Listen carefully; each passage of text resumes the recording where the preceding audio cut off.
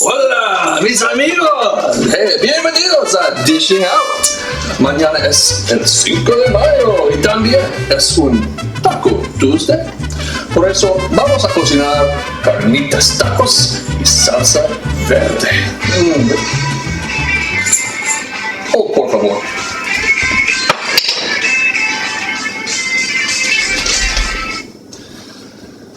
Hello? Christopher, it's your lawyer, Bernie. Yeah, hey, Bernie. Yeah. I've got you saved in my phone. What's up? I'm reviewing your Cinco de Mayo video here. Have you filmed this yet? Not exactly. Why? Some of the details, the mustache and all, a little problematic. Problematic. Yeah, the accent, the costume. Are you familiar with the term cancel culture? Cancel what? What about cultural appropriation? Reparations? What? Look, all I'm saying is, I can't tell you what to do, but as your lawyer, I advise you to maybe lose the mustache, lose the accent. Yeah, I got you. Okay. Also, Christopher, can you do me one more favor? Sure. Well, what else? Could you maybe do a video for me? I've got most of the rest of this season planned out, but I'm sure I can work something in for you in season 3. What can I do? Like matzo balls, latkes, something, anything. My wife can't cook and it's killing me. All right. Well, thanks for the phone call. Yeah, as always, thanks so much. Really appreciate it, Bernie. Okay. You too. Bye-bye. Bernie. More like buzzkill. All right, well, as I was saying, tomorrow is the Cinco de Mayo. It's a great holiday, and it also happens to coincide with Tuesday, which many of you celebrate as Taco Tuesday. And as far as I'm concerned, this confluence of events is the perfect reason to make carnitas. Let's get to it.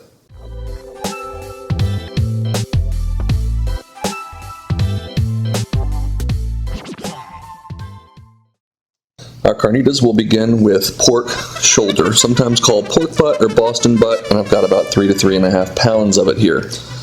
We're going to get that chunked up into some medium-sized pieces, and then eventually going to go back through and get those chopped up into smaller pieces. Now, this is going to cook low and slow, so the size you cut it, what's most important is that it's all even. So I'm going for about a 2-inch square or rectangle on most of my pieces, but again, just pick a size and stick with it. That way they all cook through at the same rate.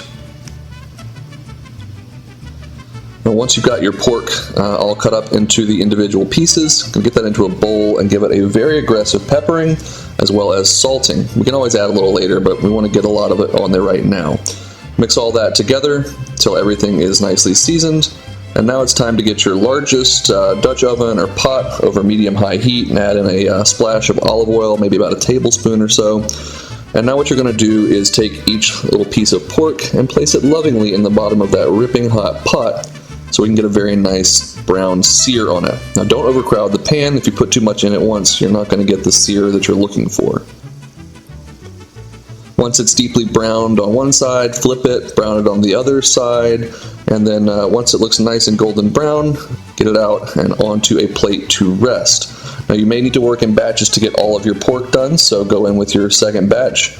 Make sure you've got enough heat in that pan to continue to brown everything, and just let it cook. Again, don't overcrowd it. I'm on the verge of overcrowding that pan right there, but want to make sure we get a nice golden brown color. Once all of your batches of pork have been browned off, get everything back into the pot along with the accumulated juices. We would not want to waste those, would we? No, we would not. Next up, our seasonings. We'll be putting in about 2 teaspoons of ground dried cumin. Next up, oregano. Mexican oregano would be perfect, but if you just have the regular Italian stuff, that's fine. Again, about a teaspoon worth of that. The last spice here, we have some cayenne pepper. This is really to taste. I'm going to do maybe about 1/4 of a teaspoon, but I'm obviously not really measuring anything, just giving it a shake until it feels right. Then you're going to put in 1 to 2 bay leaves, depending on how big yours are. Mine were very small, so I did 2, along with the peel from 1 orange, and then the juice of said orange as well.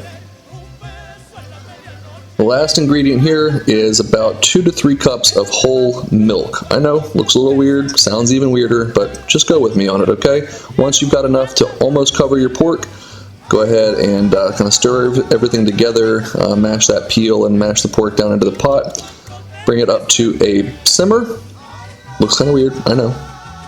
And then go ahead and put the lid on, and you're going to let it simmer away covered over medium-low heat for about 30 minutes. After 30 minutes time have elapsed, don't panic. It is supposed to look like that. Go ahead and give everything a good stir. Make sure everybody's getting to know each other very well down in there. And make sure you have enough heat to keep it at a simmer as well. I had to turn mine up just a little bit. Put the lid back on and give it 30 more minutes. After an hour of cooking, things are going to start to look a little bit better inside of that pot. That pork's starting to get real tender, but we still want to give it some more time to cook through so it is fork tender. So go ahead again, stir everything around, lid back on, and give it another 45 minutes to an hour. At about 45 minutes, you want to start checking it and seeing... Okay, come on with me here, pork.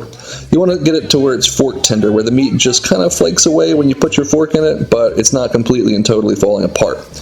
Once you've reached that stage, go ahead and get your pieces of pork deliciousness out into a baking dish and spoon over some of the fat from the pot. Now, traditional carnitas are deep fried in lard or beef fat, so yeah, drizzling fat on the top seems a little excessive, but hey, it beats deep frying them, right? You're going to go ahead and get these into a 450 degree oven for 10 minutes. After 10 minutes, go ahead and pull them out. You'll see that top side is getting nice and golden brown, so we need to give them a very loving and gentle flip and get that other side the same treatment. Back into the 450 degree oven for 10 to 15 minutes. Optionally, you can turn your broiler on at the end for maximum crispification. When they come out, they're going to look amazing and they're going to sound even better. Crispy, crunchy outside, soft, succulent inside, perfection. Now we're going to need a salsa to go with our carnitas, and I like salsa verde, so get yourself some tomatillos. A lot of people think that they're green tomatoes, but they're really actually part of the gooseberry family. Take that waxy paper off the outside, and they're ready to go. We're also going to require 2 cloves of garlic, 1 jalapeno, 1 white onion, and because I forget to do things sometimes, we're also going to need lime and cilantro, not pictured. Get your tomatillos onto a baking sheet. We're going to have to do these around 425 degrees. I'm cutting the jalapeno in half. I'm going to get a little bit of those seeds out, but I want to leave some in there. I'd like some heat.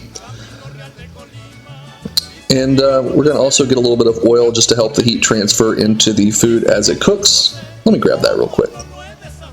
Have I mentioned how annoying it is cooking in this thing? But I do it for you. Get a little bit of oil on our veggies into that 425 degree oven for about 25 to 30 minutes until they have softened and gotten a nice golden brown color on them. From here, we will need to relocate these into a food processor or blender, whatever you have. Make sure you get any of that liquid and juice from the tomatillos in there as well. We're going to go ahead and add in our cloves of garlic now, along with the juice of that lime that I mentioned. Good peppering, good salting. Get the lid on and give it a few pulses. You can make it as chunky as you want. I like mine pretty chunky. We're going to add in a handful of fresh cilantro and maybe about a 1/4 cup of that white onion that I diced up earlier. We'll go ahead and give that a few pulses until it reaches your desired consistency, and there you go, fresh homemade salsa verde.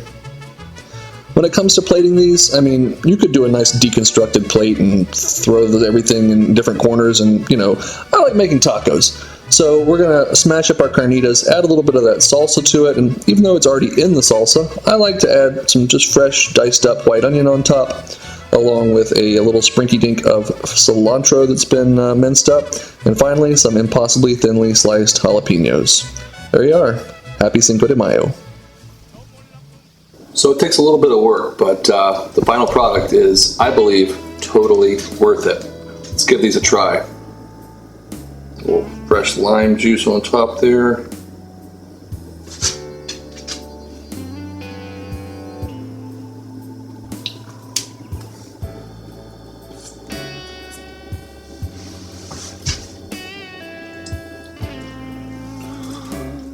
Oh, que rico.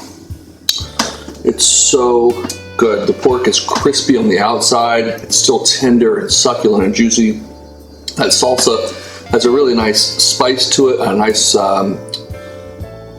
chunky texture. Well, I guess Bernie was right. I should have lost that all along. Anyways, yeah, these are phenomenal. Could you get this from a takeout place? Sure, but they're even better when you make them at home. I hope you'll give this a try. I hope you have a phenomenal Cinco de Mayo.